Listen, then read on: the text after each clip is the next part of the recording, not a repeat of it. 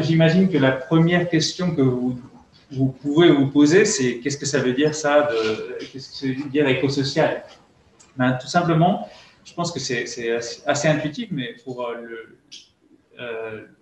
laisser clair, c'est ben, le concept d'écosocial fait référence à cette interrelation entre le monde écologique et le monde du social, en incluant dans le social ce qui peut avoir avec l'économie, le domaine politique, la culture.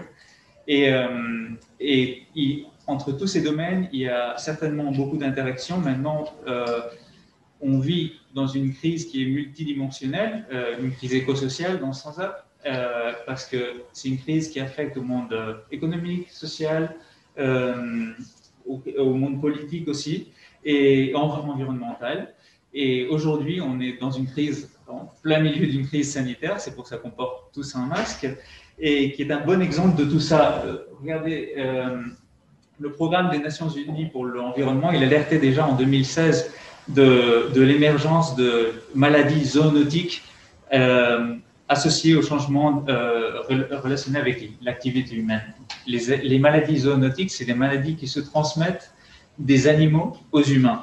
Et ça a beaucoup à voir avec le changement, la modification de l'équilibre des espèces, le changement des sols, en ce qui concerne par exemple la déforestation, pour faire place à l'expansion urbaine, à l'agriculture industrielle, à l'élevage intensif.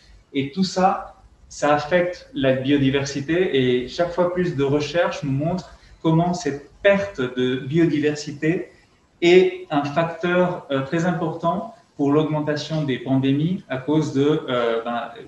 ceci fait qu'il y ait beaucoup plus d'animaux qui sont vecteurs de maladies, qui peuvent prospérer là où ils ne vivaient pas avant.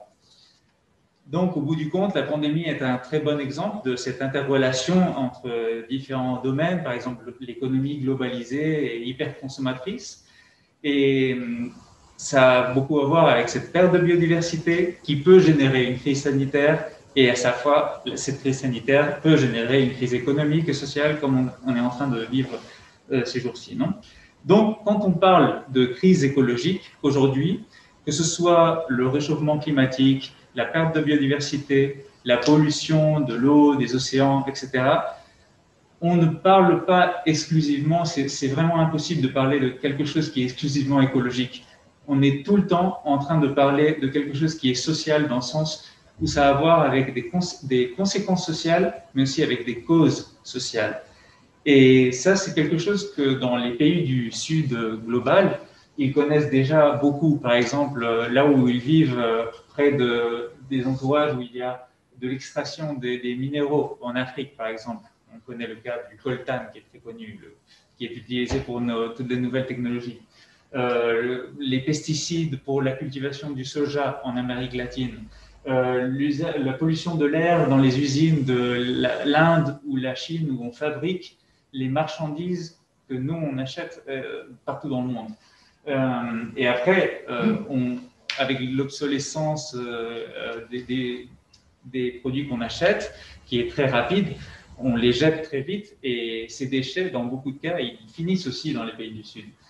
Mais ce n'est pas seulement les pays du Sud. Aussi ici, aussi dans le Nord riche, on voit chaque fois plus la relation entre les problèmes environnementaux et les problèmes économiques, sociaux. Pensez à ça. À Madrid, on calcule, l'Agence européenne de l'environnement, elle calcule qu'en Espagne, il y a 30 000 morts par an à cause de la pollution atmosphérique dans les villes. Seulement en Espagne.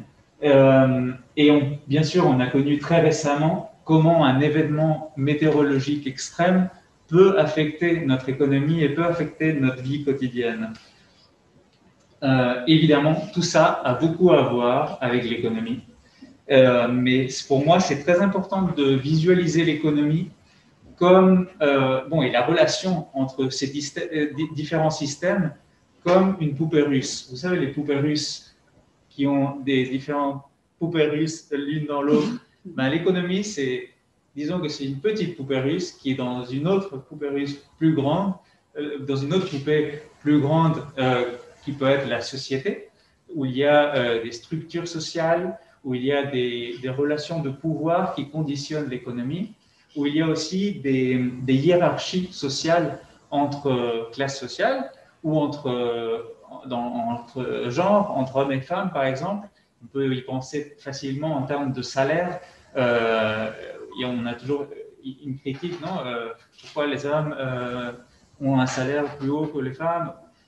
Pas dans tous les cas, mais dans un domaine où il y a une véritable différence, c'est en ce qui concerne ces travaux qui ont lieu au foyer, dans les maisons, et c'est des travaux qui ne sont pas rémunérés et qui ont à voir avec le soin des autres, le soin des personnes qui en ont plus besoin, le soin des personnes qui sont plus âgées, les enfants, et aussi les personnes qui sont malades. Et ces travaux-là, au cours de l'histoire, disons que l'association entre le système capitaliste et un système patriarcal a fait que ce soit majoritairement les femmes qui fassent ces travaux, et c'est à cause d'un système social donné. Mais ce qui est intéressant ici aussi, c'est de voir que d'intégrer l'idée que les personnes, même si on nous a toujours dit, et je ne vous raconte pas dans les facultés d'économie, l'idée que les hommes et les femmes, on est complètement indépendants, on n'a pas besoin des autres. Tout au contraire, on a besoin des autres. Et quand on pense à nos grands-parents, quand on pense à notre enfance, quand on pense quand on est malade, on a besoin des autres. Donc on est clairement interdépendants. Et en plus, ce système socio-économique, si on a l'économie dans la société et le système socio-économique, est intégré dans un système plus grand, plus large, qui est ce qu'on peut appeler l'écosphère, c'est-à-dire un système fait d'écosystèmes et qui a ses propres règles. Ce n'est pas les mêmes règles que le système socio-économique, et aussi ses propres limites. Mais en tout cas, ces écosystèmes, ils soutiennent la vie. Donc, nous sommes aussi écodépendants. Donc, c'est deux concepts qui sont très importants ici, interdépendants et écodépendants. Et ces limites-là, ça fait déjà un certain temps qu'on n'arrête pas qu'on les a dépassées, parce que l'activité économique s'est accélérée depuis le début du XXe siècle dans plein de domaines différents, que ce soit en termes de PIB, produit intérieur brut, c'est-à-dire l'indicateur du niveau de production et consommation dans une économie, mais aussi en termes de population, d'investissement étranger, de population urbaine, plein d'indicateurs, on va tous les voir croître d'une façon presque exponentielle dans certains cas. Si on regarde l'extraction qu'on a fait de ressources naturelles de la nature au long de l'histoire, au long des deux derniers siècles, on pourrait parler d'une espèce de nouvelle époque géologique, dans le sens où l'humanité déplace plus de sol et de sédiments que tout autre processus naturel aujourd'hui. C'est pour ça qu'on parle d'anthropocène.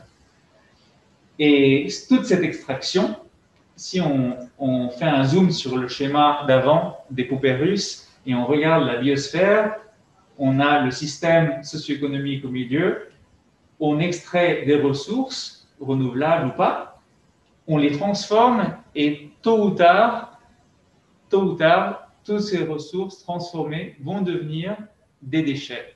Des déchets qui peuvent prendre la forme de solides, de liquides ou d'émissions à l'atmosphère. Donc, l'anthropocène, toutes ces croissances donnent lieu à des croissances aussi dans plein de domaines d'émissions, de déchets, etc., qui finalement vont faire qu'on dépasse des limites biophysiques que la communauté scientifique a fait, disons, je sais pas comment dire, à concrétiser sur 9 limites au niveau global, de les écosystèmes globaux. Et disons que un groupe de scientifiques qui ont fait cette étude qui a été publiée sur la revue Nature, ils ont dit qu'on a déjà dépassé 3 de ces limites, celles qui ont à voir avec le réchauffement climatique, la perte de biodiversité, c'est-à-dire l'intégrité des écosystèmes, parce que bon, c'est l'équilibre des espèces, non? Et tout ce qui a à voir aussi avec la pollution des sols, des rivières, etc., surtout dû à l'agriculture industrielle. Donc, et en même temps, on a aussi un autre problème, c'est que tout ce progrès technoscientifique et la dimension, l'hyperdimension de l'économie, ce qui nous a permis en arriver là, c'est la possibilité d'avoir une énergie abondante et bon marché sous la forme de combustibles fossiles, particulièrement de pétrole. Et qu'est-ce qui se passe aujourd'hui? À différence du début du XXe siècle, c'est qu'au début du XXe siècle, on avait cette scène-là, qu'on faisait un petit trou et on avait une grande quantité de pétrole qui sortait très facilement. Donc, on avait une relation entre la quantité d'énergie qu'on dépensait pour extraire l'énergie qui allait de 1 à 100. C'est-à-dire qu'on dépensait un baril pour extraire l'énergie, on en obtenait 100. Aujourd'hui, cette relation a changé notamment. Dans le meilleur des cas, on pourrait dire qu'on en est à 1 à 20. Ça dépend des puits d'extraction. Il y a des puits où on a déjà extrait ce qui était très facile d'extraire. Donc, tout ça, ça veut dire que l'extraction de pétrole est chaque fois plus chère. Et vous savez que le pétrole est en relation avec le gaz, avec à peu près tout. Donc, on a un problème de supération de limites, et là, on a un problème de ressources aussi. Et on peut se dire, bon, et qu'est-ce qu'on en fait alors? Et la réponse qu'on obtient normalement, c'est ne vous en faites pas, la technologie va nous sauver, ou on va faire une croissance verte. Mais si vous voulez, on peut en parler de tout ça un peu plus après, mais toutes les recherches montrent que jusqu'au moment où on n'a jamais arrivé à séparer véritablement l'activité, le niveau de l'activité économique et l'impact de ces activités dans le sens écologique. Donc, et en plus, chaque fois qu'on arrive à toutes les efficacités qu'on arrive aboutissent à une majeure croissance, parce qu'en fait, ça dérive en moins de coûts économiques, donc on va produire plus.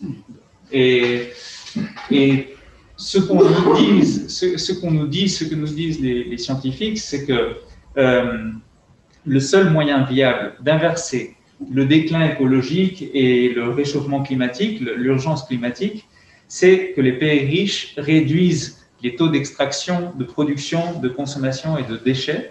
Et bien sûr, ici, la peur que ça nous fait quand on entend ça, c'est qu'on nous a dit en même temps que ce qui augmente notre niveau de vie, notre qualité de vie, c'est la croissance économique. Mais ce n'est pas vraiment vrai. Et quelle est la relation entre croissance et bien-être? Ce qu'on sait, c'est que au-delà d'un certain point, la relation entre croissance et bien-être est complètement rompue. Je vais détailler maintenant deux petites choses. Et à partir d'un moment, ce qui compte, c'est comment les revenus et les ressources sont distribués. Particulièrement, il y a une donnée très intéressante, c'est que si vous regardez les dernières 40 années, le 28% de les revenus qu'on a générés à travers cette activité économique mondiale ont été destinés seulement aux 1% des plus riches du monde.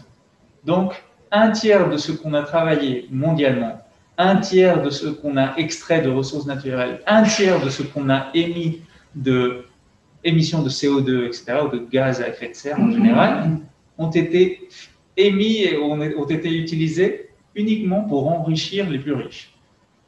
Donc, ça invite un peu à l'idée de, bon, en fait, arrêter à un point, c'est pas aussi mauvais pour la plupart des gens, en fait. Et il est où ce point? Quand on regarde, par exemple, la santé, quand on regarde l'éducation, on retrouve, par exemple, en termes d'espérance de vie, que les pays, il y a des pays qui n'ont pas autant de revenus que, par exemple, les pays les plus riches comme les États-Unis, et par contre, ils ont une meilleure espérance de vie. Ils ont aussi des meilleurs niveaux éducatifs. Regardez, je peux vous donner d'autres exemples. Dans le cas du Japon, c'est un pays qui a 35% moins de revenus par habitant que les États-Unis, et par contre, ils ont 5 ans de plus d'espérance de vie. 79 ans, c'est aux États-Unis, 84 au Japon. Alors, dans la Corée du Sud, ils ont 82 ans d'espérance de vie et ils ont la moitié de revenus par habitant. Au Costa Rica, ils ont une meilleure espérance de vie aussi, et vous pouvez voir, et ils ont 1/7 du revenu par habitant que les États-Unis. Et il en va de même pour l'éducation. Vous pouvez trouver dans la haute partie des rankings éducatifs beaucoup de pays que l'on considère de revenus moyens ou même de revenus bas. Ce qui fait que tous ces pays, tous ces cas aient des bons niveaux éducatifs et de santé, c'est qu'ils ont investi sur des systèmes universels d'éducation et de santé. Et c'est la grosse différence. Donc, tout ça, ça veut dire, ce que je veux dire avec tout ça, c'est que lorsqu'il s'agit d'offrir une vie longue, saine et prospère à tous, ce qui compte, c'est avoir des systèmes universels de santé, d'éducation, de protection. Et aussi, à Fouem Écosocial, là où je travaille, dans une recherche qu'on est en train de faire, on est en train d'analyser qu'il y a 3 dimensions essentielles pour la qualité de vie. Ces 3 dimensions sont la fourniture de biens et de services, la gestion des temps et les liens sociaux. En ce qui concerne la fourniture des biens et des services, ça a à voir avec ce que je viens de dire. La distribution est essentielle. Mais en ce qui concerne par exemple la gestion des temps et les liens sociaux qui sont très liés entre eux, déjà, avant de vous parler de grande accélération, je pense que c'est un mot qui peut définir aussi notre vie quotidienne d'accélération permanente. Donc, ce n'est pas très bon pour notre qualité de vie, ça c'est clair. Et aussi, en général, le système économique capitaliste, c'est vrai qu'il a un spécial appétit pour notre temps, dans le sens où nous vendons notre temps, mais en même temps, pour le récupérer, on est toujours en train de payer de gros intérêts. Je mets des exemples. On dit habituellement, je n'ai pas le temps de cuisiner, donc j'achète des plats préparés. Je n'ai pas le temps pour prendre soin des miens, ça fait rien, je peux payer une entreprise pour le faire. Je n'ai pas le temps pour être avec mes amis, mais ça fait rien, j'ai l'illusion à travers les nouvelles technologies et les apps de maintenir ces liens sociaux. Mais en fait, développer des vraies relations humaines avec des temps de qualité, c'est une question essentielle. C'est ce qui est vraiment essentiel pour améliorer notre qualité de vie. Et tout ça, ça me permet de faire le lien avec 2 dernières choses que je voulais dire ici, c'est que la décroissance matérielle de l'économie, qui est nécessaire pour ne pas dépasser les limites, cette décroissance matérielle de l'économie, peut signifier par contre la croissance de nombreuses choses qui sont bonnes et qui sont immatérielles, comme ça peut être la possibilité d'avoir plus de conversations avec les gens qu'on aime, la possibilité d'avoir plus de câlins, plus de bisous, plus de jeux, des choses qui peuvent être immatérielles et qui par contre peuvent améliorer notre qualité de vie, non? Comme aussi beaucoup de services publics, de services de bien-être. D'un autre côté, l'idée de que le changement, c'est quelque chose qui doit être collectif.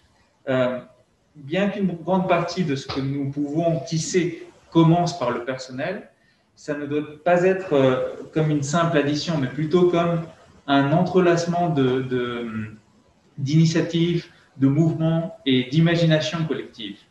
Donc, qu'est-ce qu'on peut faire? Qu'est-ce qu'il faut faire? Ici, il y a beaucoup d'idées, de mouvements, de propositions, mais en général, on sait techniquement ce qu'il faut faire. Les idées tournent autour de la réduction d'inégalités parce que, à cause de tout ce que je vous ai dit avant, et parce qu'on sait que ce n'est pas seulement important pour une question de justice sociale, mais aussi pour une question écologique, comme j'ai dit avant, et aussi pour une question économique, parce que les grosses bulles financières se forment quand il y a des grands niveaux d'inégalité, comme juste avant la bulle des années 2008, etc. Aussi, la question de la réduction de la journée du travail. Si on a besoin de plus de temps et on a besoin de plus de travail pour des personnes qui n'ont pas de travail, il faut commencer à mettre sur la table comme un élément important de distribution, la distribution des temps de travail aussi. Évidemment, en ce qui concerne l'énergie, la transition énergétique doit partir de la renouvelabilité et l'efficacité, mais pas seulement. Il faut vraiment faire un plan de réduction énergétique. Et ça passe aussi beaucoup par la réhabilitation des bâtiments, la proximité et l'écologie dans le transport et dans l'agriculture, et bien sûr, l'économie circulaire. Ce qui est véritablement circulaire, évidemment, c'est l'agriculture biologique et que les déchets qu'on produise organiques retournent à la terre, effectivement, mais on a un certain marge, on dit marge, une marge d'amélioration dans l'industrie pour faire que les déchets deviennent des ressources pour d'autres industries, etc.